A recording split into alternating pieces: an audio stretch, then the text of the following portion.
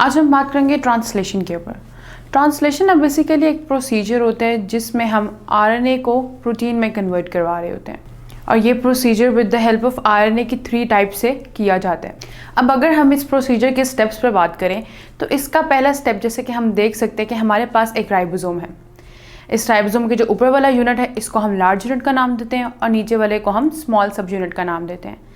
और इस राइबोसोम के दरमियान में ना हम मैसेंजर आरएनए देख सकते हैं।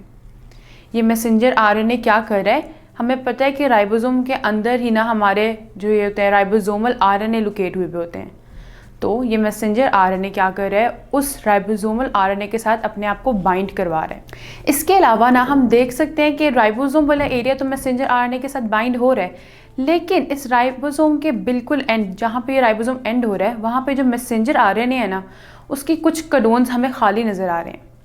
ये कोडोन्स क्या हो रहे हैं, ये कोडोन्स एक्सपोज हो रहे हैं और फर्दर जाके ये पॉलीपेप्टाइड चेन के साथ कनेक्ट होते हैं। किस तरह होते हैं उस पर बात करते हैं। अब वो जो खाली हमें मैसेंजर आरएनए नज़र आ रहा था ना, जो एक्सपोज हो रहा था, उस पर आकर टीआरएनए लग जाता है।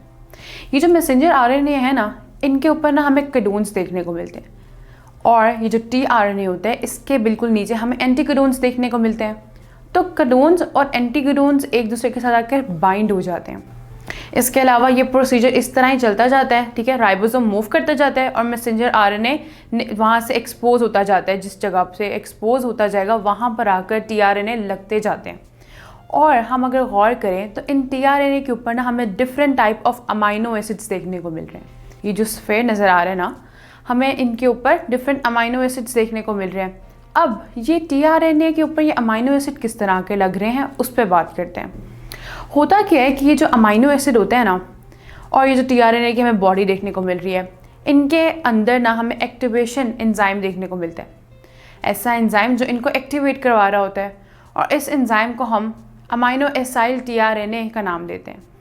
ये क्या करेगा, ये ना इस अमाइनो एसिड और इस टीआरएनए को इतना एक्टिवेट करवाएगा कि ये दोनों आएंगे और एक दूसरे के साथ बॉन्ड बना लेंगे। लेट्स सपोज हमारे पास ना ट्रिप्टोफैन एक अमाइनो एसिड है। अब ट्रिप्टोफैन इसके अंदर है, ये हमारा ट्रिप्टोफैन का अमाइनो एसिड है और ये हमारे पास टीआरएनए की एक हम कह रहे हैं रॉड शेप है, जिसके एंड पर हमें एंटीकोडोन्स भी देखने को मिल रहे हैं। अब होगा क्या, ये जो ट्रिप्टोफैन है ना, इसका हमें ये स्ट्रक्चर देखने को मिल रहा है। इस स्ट्रक्चर के अंदर हमें देखने को मिल रहा है कि OH और OH है। उससे क्या होगा, उससे इन स्ट्रक्चर को ज्वाइन करवाने के लिए यहाँ से वाटर का एक मॉलिक्यूल निकल जाएगा। जैसे ही वाटर का एक मॉलिक्यूल निकलेगा, हम देखेंगे कि ये अमाइनो एसिड आकर हमारे इस रॉड लाइक शेप, टीआरएनए की जो रॉड लाइक शेप है, उसके ऊपर आके अटैच हो गया और उस रॉड लाइक शेप के बिल्कुल नीचे हमें एंटीकोडोन्स देखने को मिल रहे हैं। और ये एंटीकोडोन्स फर्दर जो हमारा नीचे मैसेंजर आरएनए है उसके ऊपर जो कोडोन्स उसके साथ मैचिंग है उन पर आकर अटैच हो गया हुआ है। फर्दर सवाल उठता है कि किस तरह प्रोकैरियोट के अंदर ये पॉलीपेप्टाइड चेन सिंथेसाइज हो रही है। हमें ना इस पूरे प्रोसीजर के लिए ना इसके 3 यूनिट्स बहुत ज़्यादा इंपॉर्टेंट है। मैसेंजर आरएनए, टीआरएनए जिसके ऊपर अमाइनो एसिड हो, और हमारा राइबोसोम का स्मॉल सब यूनिट। अब होगा क्या, हमारे सामने ये क्या है, एक टीआरएनए। इस टीआरएनए के ऊपर हम देख सकते हैं कि अमाइनो एसिड है। अब इस टीआरएनए की ना ये जो बैक साइड है ना, इसको हम पी साइड का नाम देते हैं। टीआरएनए आकर राइबोसोम के स्मॉल सब यूनिट पर अटैच हो जाता है, जिस तरह हम देख भी रहे हैं। फर्दर क्या होता है कि इस टीआरएनए की जो बैक साइड है, जिसको हम पी साइड का नाम से जानते हैं, उधर आकर हमारी एक प्रोटीन अटैच होती है। इस प्रोटीन को हम इनिशिएशन फैक्टर के नाम से जानते हैं, क्योंकि यही वो प्रोटीन होती है, यही वो फैक्टर है जिसकी मदद से हमारा ये प्रोसीजर स्टार्ट हो रहा होता है। इसके अलावा ना टीआरएनए पर ना सिर्फ और सिर्फ पी साइट नहीं होती, बल्कि इसके अलावा इसके साथ साथ यहाँ पर 2 और साइट्स पाई जाती हैं जिनको हम बाइंडिंग साइट के नाम से जानते हैं। यानी कि एक ए साइट और एक ई साइट। ए साइट बेसिकली वो साइट होती है जहाँ पर आकर हमारा अमाइनो एसिड अटैच होता है, और ई साइट एग्जिट साइट होती है जहाँ से टीआरएनए रिमूव हो रहा होता है। जैसे कि हम देख सकते हैं कि हमारी जो ये साइड है ना, जहाँ पर आकर हमारा अमाइनो एसिड अटैच होता है, इसको हम ए साइट का नाम देते हैं। और इस साइड जहाँ पर हमें हमारा जो ये टीआरएनए है ना, जब वो अपना अमाइनो एसिड क्रिएट कर लेता है तो टीआरएनए की जो ये बॉडी है ना, ये रिलीज आउट हो जाती है, यानी कि ये एग्जिट हो जाती है राइबोसोम के अंदर से। तो वो जो एग्जिट पॉइंट होता है, वो जो एग्जिट साइट है, उसको हम ई साइट का नाम दे रहे हैं। अब क्या होगा, इसके हमने एक स्ट्रक्चर पढ़ लिया टीआरएनए का, किस तरह ज्वाइन होता है। अब प्रोसीजर चलता किस तरह, एक और टीआरएनए हमें देखने को मिल रहा है, एक और टीआरएनए आता है, ठीक है। उस टीआरएनए की जो पी साइट है उस पर हमें एक प्रोटीन देखने को मिलेगी जिसको हम इलॉन्गेशन फैक्टर के नाम से जानते हैं।